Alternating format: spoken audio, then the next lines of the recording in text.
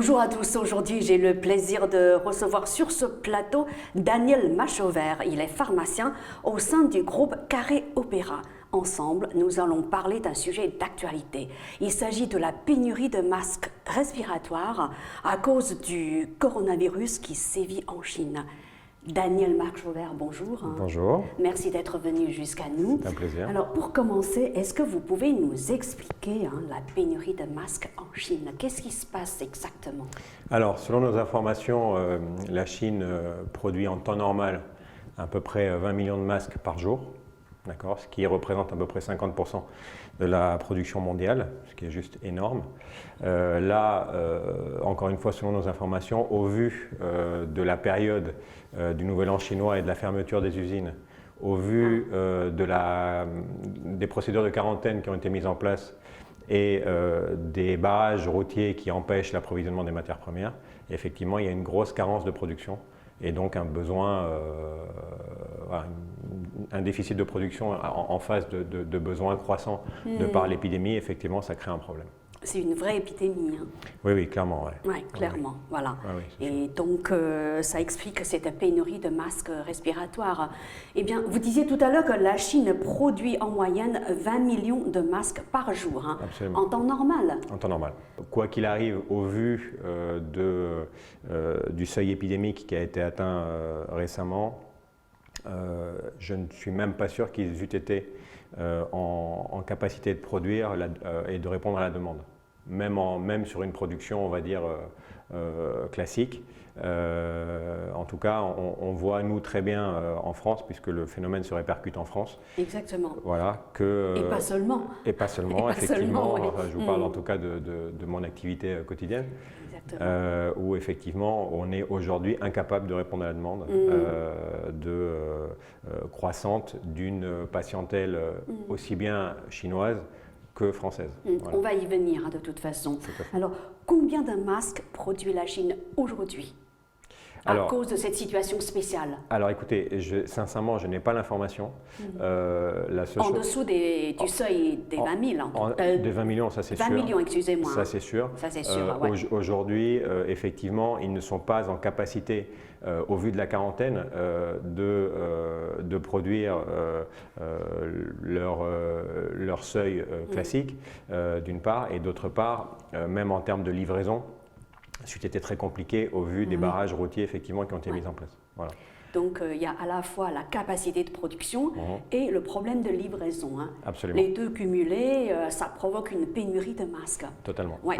Mais combien a-t-on besoin de masques respiratoires aujourd'hui? Alors, ça va dépendre en fait de ce que vous appelez masque respiratoire. Si vous voulez, masque respiratoire, on va commencer un peu à parler de généralité. Les masques respiratoires, vous en avez de deux types. D'accord ? Vous avez les masques chirurgicaux dits anti-projection. Anti-projection. Anti-projection. Ouais. En fait, on va faire peut-être un petit rappel physiopathologique viral. Si vous voulez, déjà un coronavirus, qu'est-ce que c'est? D'accord ? Un coronavirus, c'est un virus qui va ressembler à une couronne. D'accord ? Donc, d'où son nom, coronavirus. Ensuite, si vous voulez, je vous fais un petit rappel très rapide, c'est un virus dit à ARN. Vous avez deux types de virus, des virus à ADN, comme l'être humain, et des virus à ARN. Un virus à ARN, comme celui de la grippe, va effectivement avoir un mode de multiplication un peu particulier, et notamment un coronavirus à ARN va provoquer à peu près la même symptomatologie, d'accord, que la grippe, d'accord, c'est-à-dire une fièvre à 38, une toux persistante, des myalgies de type courbature, etc., donc des douleurs musculaires, des problèmes effectivement respiratoires dans les cas graves qui peuvent aboutir à une pneumopathie aiguë ou ce qu'on appelle anciennement une pneumonie, etc., et malheureusement au décès du malade dans certaines conditions graves. Bon. Donc en fait, le virus se propage par voie aérienne, d'accord, par voie respiratoire et par voie manuportée. D'accord ? Manuportée, c'est-à-dire par les mains. Bon. Par les mains. Par les mains, contact. Okay ? Donc, en gros, aujourd'hui, vu que malheureusement, à ce jour, en tout cas, il n'y a pas encore de traitement permettant le traitement de cette épidémie, Aujourd'hui, on axe tous nos efforts sur de la prévention. Donc la prévention se fait à 2 titres. Donc vous allez avoir, comme pour la grippe, des gestes barrières traditionnels. Donc c'est l'utilisation de mouchoirs jetables, uniques. C'est l'utilisation, donc le lavage des mains à l'eau et au savon ou le cas échéant avec des gels hydroalcooliques. On en reparlera un petit peu plus tard. Et aussi le fait de tousser ou d'éternuer dans le pli du coude. Et de pas, Donc, ça, c'est extrêmement important pour limiter effectivement au maximum la propagation de la maladie. Première chose. Et évidemment, le port de masque. Pourquoi? Parce que effectivement, comme la transmission se fait par voie aérienne, un malade, en fait, si vous voulez, va projeter des gouttelettes salivaires. C'est pour se protéger des malades, en fait. Alors, vous avez 2 types de masques. Et pourtant, on dit que ce n'est pas efficace de porter des masques. J'ai entendu ce discours-là. Si ce n'est que, en fait, il faut moduler un peu cette information. Vous avez deux grands types de masques, 2 grandes catégories de masques. Vous avez les masques chirurgicaux dits anti-projection. C'est ça. Qui ont un pouvoir de filtration minime, qui sont juste destinés à ne pas, à éviter, si vous voulez, aux malades, donc ils doivent être portés par les gens contaminés, et sont destinés à éviter la projection de ces gouttelettes salivaires. Donc ils sont destinés à être portés, encore une fois, par les personnes malades pour éviter de contaminer leur entourage. Ça, c'est les masques chirurgicaux classiques. À côté de ça, vous avez des masques, les masques, ce qu'on appelle faciaux de filtration de particules, FFP en anglais, qui sont eux, qui ont un pouvoir filtrant beaucoup plus important. Donc il faut nuancer. Il faut nuancer. Et là-dedans, effectivement, dans cette catégorie de masques, vous allez avoir 3 types de masques, les FFP1, qui ne sont pas efficaces sur les virus, les FFP2 et les FFP3, par ordre croissant de filtration. Les FFP3 ayant un pouvoir de filtration d'à peu près 99%, donc étant les plus efficaces. Alors aujourd'hui, pour se protéger efficacement, puisque vous disiez tout à l'heure qu'il est très important de miser sur la prévention, eh bien, est-ce que vous pouvez nous rappeler, on va dire, les types de masques qu'il faut avoir pour se prémunir contre le coronavirus, dans l'ordre? Alors, donc, les types de masques qui doivent être effectivement portés par la personne saine pour éviter d'être contaminée. Voilà. On en avait 2, Il y en a 2. Voilà, c'est les FFP2. FFP2. Voilà. C'est en fait la traduction anglaise de masques faciaux de filtration antiparticules. Voilà. FFP2 et FFP3. En fait, ce sont des masques qui ont un fort pouvoir filtrant. Et donc, en filtrant l'air inspiré, vous allez éviter la contamination par des micro-organismes qui peuvent être éventuellement inspirés par la personne saine pour éviter une contamination. Donc ça protège vraiment. Ça protège vraiment, dans un certain type d'utilisation. C'est-à-dire qu'en fait, pour être efficace, ce genre de masques ne peuvent pas être portés plus de 8 heures. Donc c'est le port optimum, de ce genre de masque. Pour les deux? Pour les deux, oui. Et c'est quoi la différence entre les deux alors, c'est le taux de filtration. C'est-à-dire que le FFP3 va être beaucoup plus filtrant que le FFP2.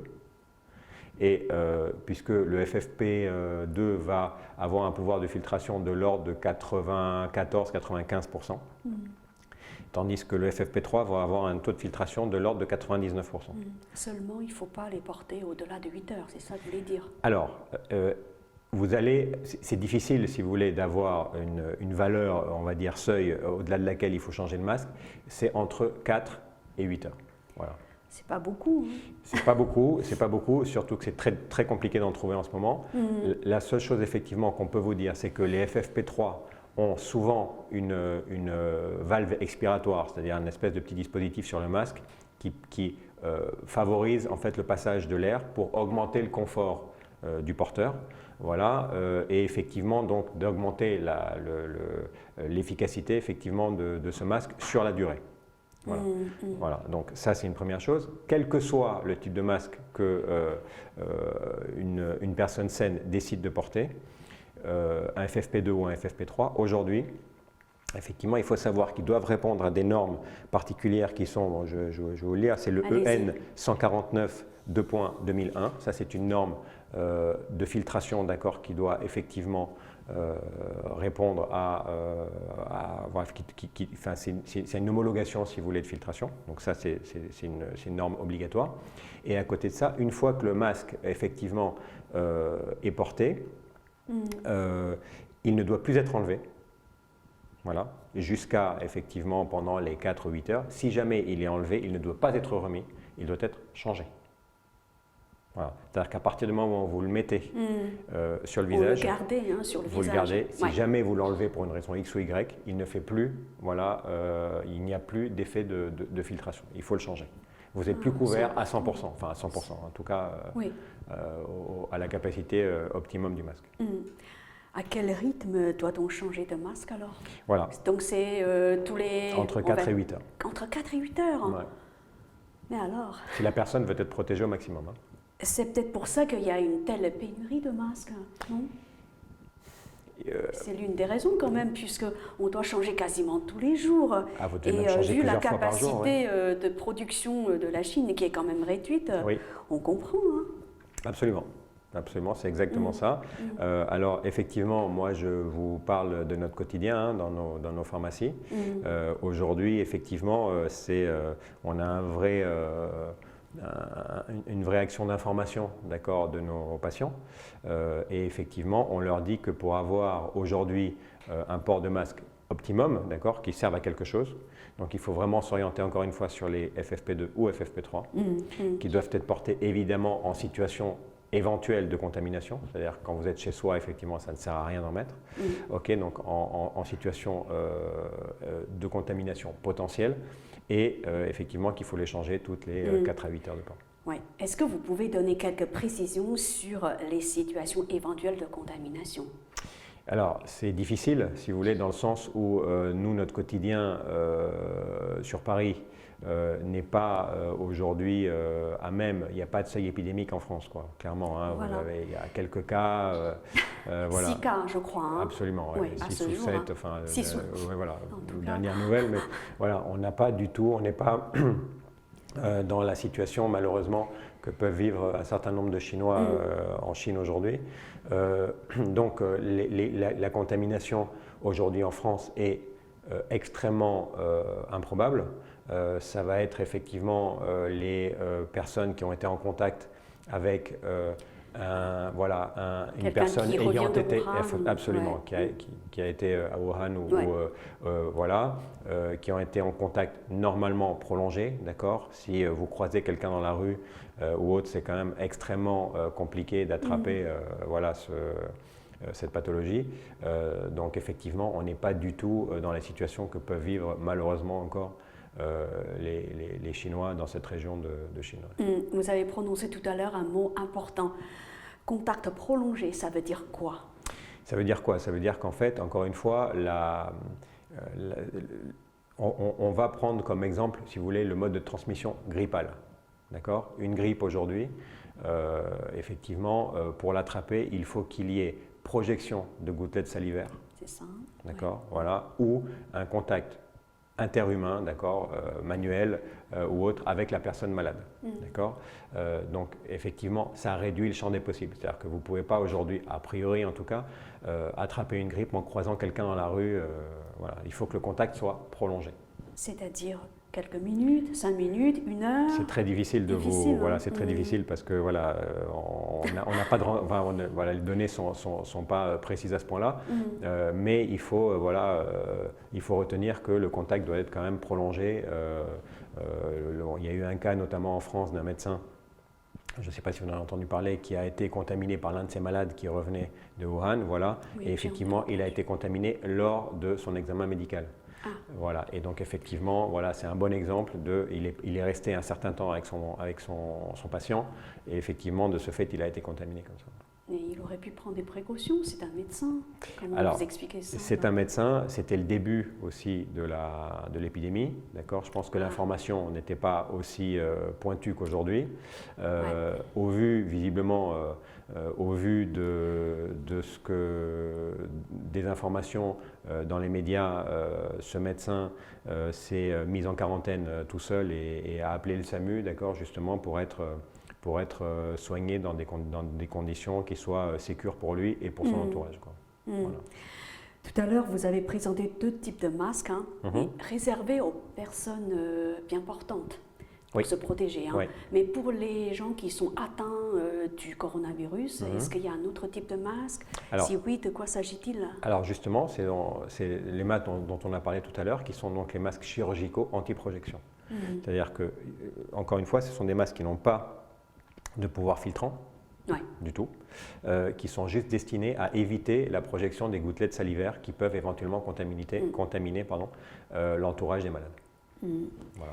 Alors, que vous pouvez trouver, alors c'est de plus en plus compliqué, mais vous pouvez normalement en trouver en pharmacie. Voilà. Alors on comprend mieux pourquoi en Chine il y a tant de personnes qui portent un masque, c'est parce que eh bien, on est dans un environnement beaucoup plus, on va dire, fragile. Hein. C'est pour ça que les Chinois bien portants ont éprouvé le besoin de se protéger avec ces 2 types de masques. Alors qu'en France, quand les médecins français vous déconseillent de porter des masques, c'est parce qu'on n'est pas dans un environnement, on va dire, susceptible de... Absolument. En fait, voilà. Encore une fois, ça, hein, la France n'est pas en situation d'épidémie. Voilà. On n'a pas du tout atteint le seuil épidémique.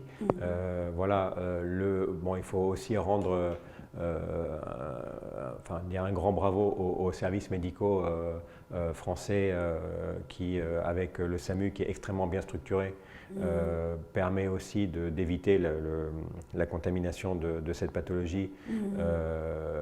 Voilà, en général, par exemple, vous avez eu des communications du ministre de la Santé demandant aux personnes qui seraient éventuellement malades d'appeler le 15 et de rester chez soi.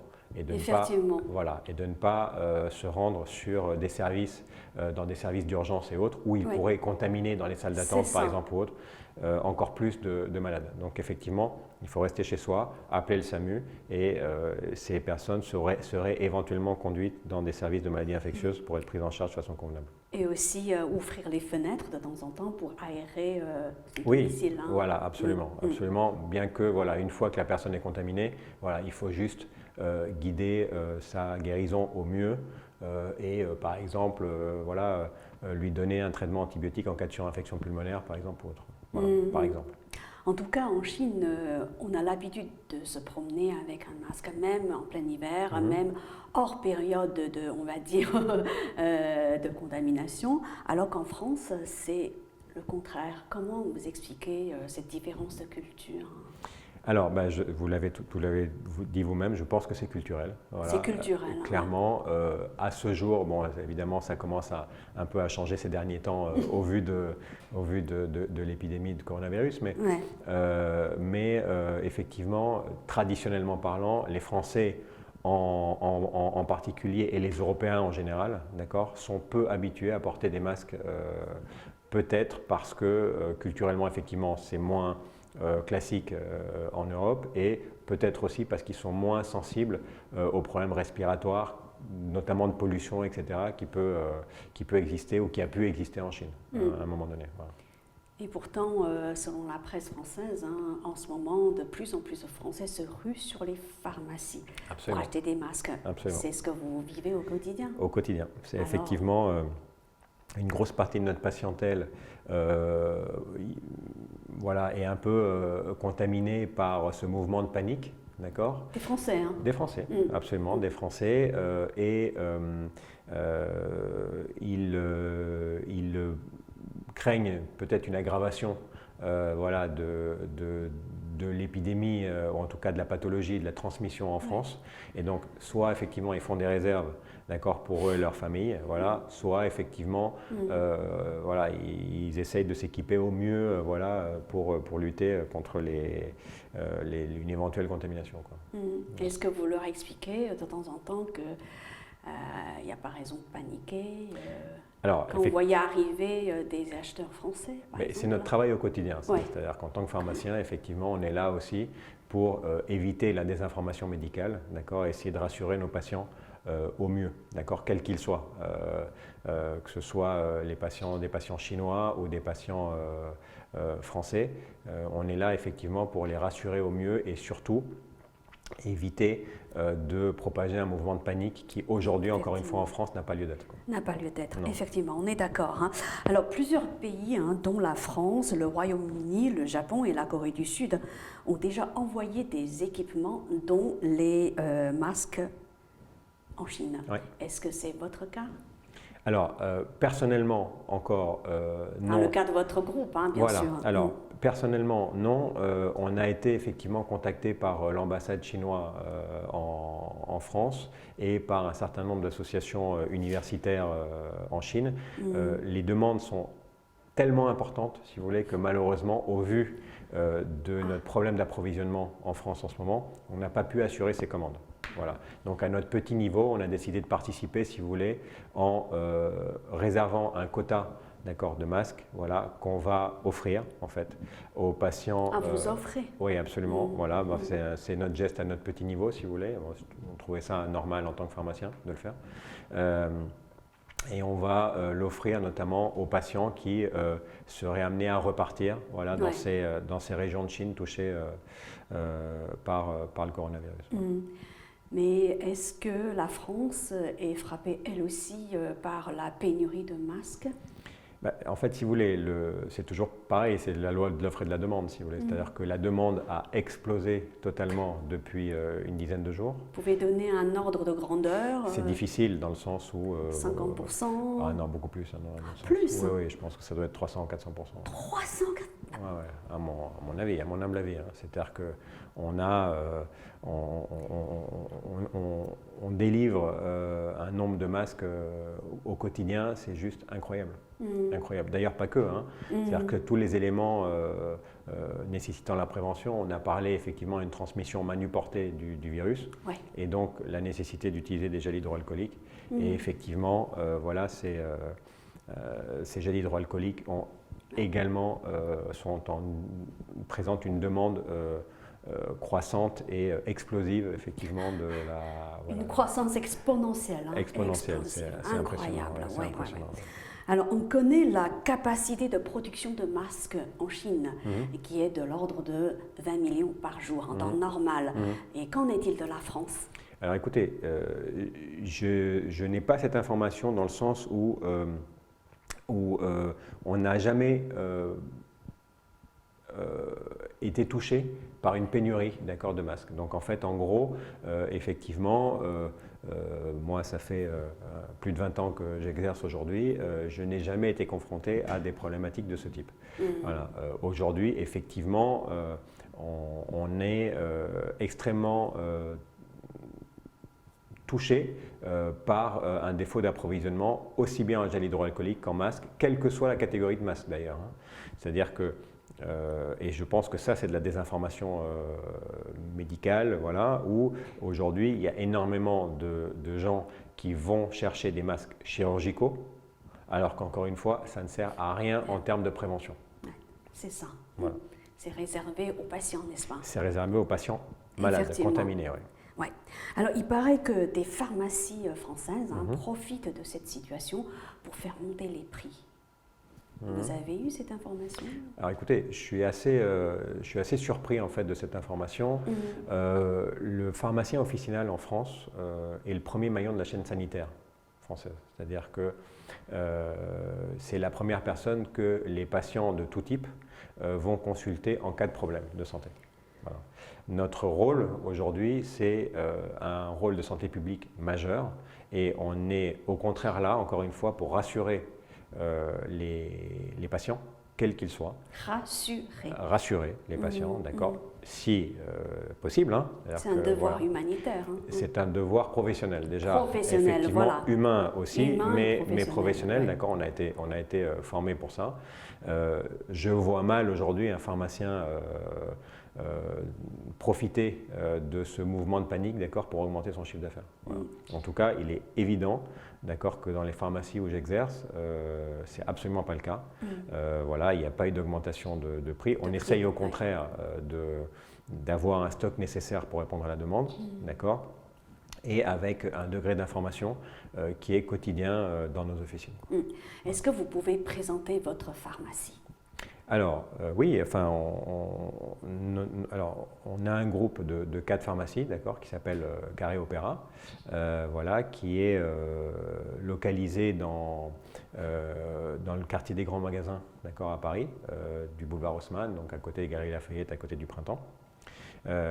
Voilà, c'est un quartier, voilà, comme vous le savez, qui est au cœur du quartier touristique par excellence, d'accord, de la capitale, et donc effectivement très fréquenté par des touristes de tout type, et particulièrement asiatiques et particulièrement chinois. Voilà. Donc effectivement, on est d'autant plus sensibilisé à ce problème qui touche la Chine depuis maintenant un mois quasiment, parce que effectivement c'est une grosse partie de nos patients et que voilà, on se sent concerné peut-être de façon un petit peu plus soutenu que un pharmacien, on va dire, dont la pharmacie n'est pas localisée dans ces quartiers-là. Voilà. Alors, à quel prix vous vendez vos masques alors? Alors, un masque chirurgical, voilà. Aujourd'hui, on le vend 50 centimes. 50 centimes, voilà. C'est pas beaucoup. Moi, j'ai entendu pas mal d'informations, hein, comme quoi c'est 2 €, 4 €, voire 10 €. Voilà. Après, chacun fait ce qu'il veut, les prix sont libres en France. 50 centimes, oui, hein. Nous on le vend 50 le centimes. Masque, le masque, voilà. Et ça a toujours été le cas? Ça a toujours été le cas. Wow. Effectivement, on essaye de limiter, encore une fois, alors en fait, quand les patients, quels qu'ils soient, hein, français ou chinois, nous demandent ce genre de masque, d'accord, ce sont des masques chirurgicaux, encore une fois, qui ne servent pas à grand-chose chez une personne saine, d'accord, on leur dit, effectivement, on les informe du fait que voilà, l'utilisation est quand même un peu limitée, okay, et on essaye de limiter, si vous voulez, pour comment dire, assurer une délivrance au plus grand nombre, on essaye de limiter le nombre de masques délivrés par personne à 5. À 5 voilà. Par jour, hein? Par personne, oui. Par personne, ouais. Par personne, par jour. Oui. Ouais. Mais combien vous vendez du coup? Beaucoup. En ce moment, beaucoup. Beaucoup, sincèrement beaucoup. Dans nos 4 pharmacies d'ailleurs, on est, mais bon, nous ne sommes pas les seuls, hein, puisque j'ai pas mal de confrères qui sont dans d'autres villes même, hein, dans d'autres villes et dans d'autres régions de Paris, où effectivement leur demande a été décuplée, centuplée. Enfin bon, c'est assez impressionnant. Ouais. Voilà. Donc ça, c'est sur les masques chirurgicaux. Après, sur les masques FFP2, aujourd'hui, nous on le vend à 4 €. Ah, voilà. Et les masques FFP3 à 7 €. D'accord. Voilà. Parce que ce sont des masques plus compliqués à fabriquer et donc dont le prix d'achat est plus cher. Voilà. Donc on a maintenu les mêmes prix. Voilà, en fait. Vous avez maintenu les mêmes prix qu'avant malgré l'épidémie. Hein. Malgré l'épidémie, voilà. Absolument. Il paraît que vous offrez même des masques aux Chinois. Oui, voilà. En fait, expliquez-nous alors. Encore une fois, ça fait une quinzaine d'années que moi et mes associés sommes situés dans ce quartier. Donc on a effectivement l'habitude d'avoir un certain nombre de patients chinois, etc. Et on a été effectivement touchés par ce qui se passe en Chine en ce moment et par le mouvement de panique total qu'on peut ressentir chez nos patients. Et donc notre façon d'apporter à notre petit niveau une petite pierre à l'édifice, ça a été effectivement de réserver un quota de masques qu'on va offrir, voilà, à des personnes qui repartiraient éventuellement dans ces régions de Chine, Wuhan et autres touchées, de façon à ce qu'ils puissent être au moins équipés. Voilà.